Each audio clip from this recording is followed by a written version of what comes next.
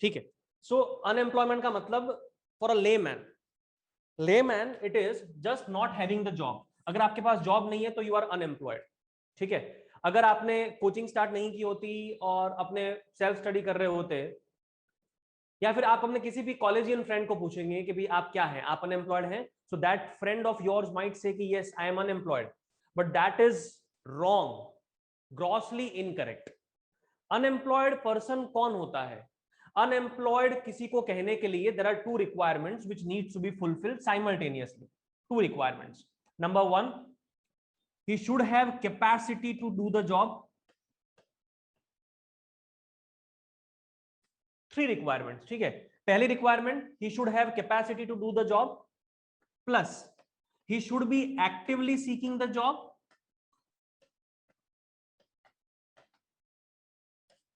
plus not having the job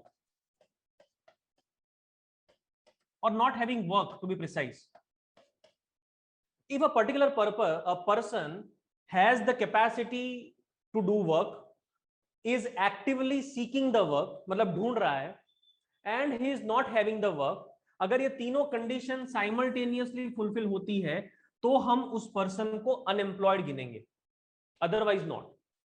so to call a person unemployed, ये तीन condition simultaneously fulfil होनी चाहिए, then and then we can call that person as unemployed. Merely not having work is not unemployment.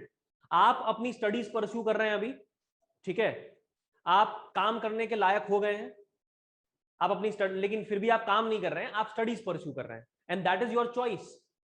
आपके घर में शायद आपकी mother होगी या आपकी सिस्टर होगी या कोई आपका ब्रदर होगा, पिताजी के पास बहुत पैसा है और किसी को काम करने की जरूरत नहीं है, या जानबूझ के they do not want to work, they want to enjoy their leisure, तो उनको हम अनएम्प्लॉयड नहीं कहेंगे।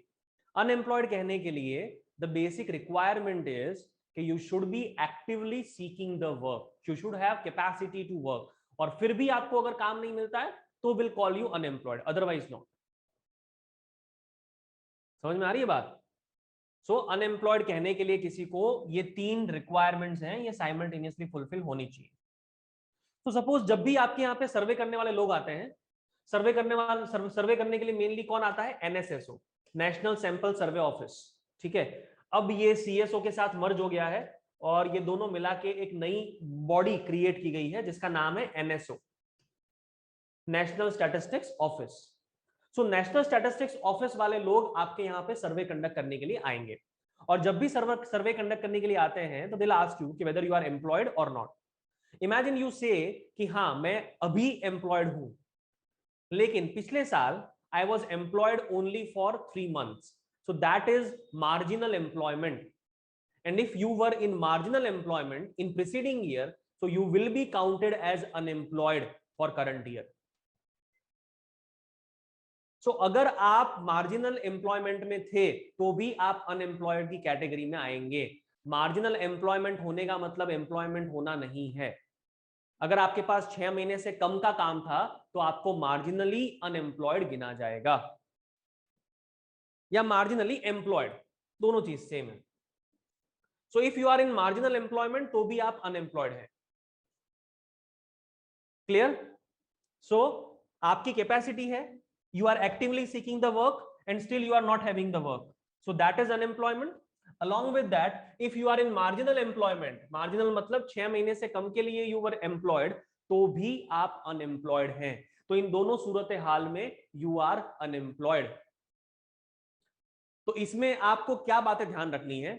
अगर डेफिनेशन पूछ के यूपीएससी वाले या कोई भी कॉम्पिटिटिव एग्जाम वाले कंफ्यूज करते हैं आपको, तो वो कंफ्यूज कैसे करेंगे?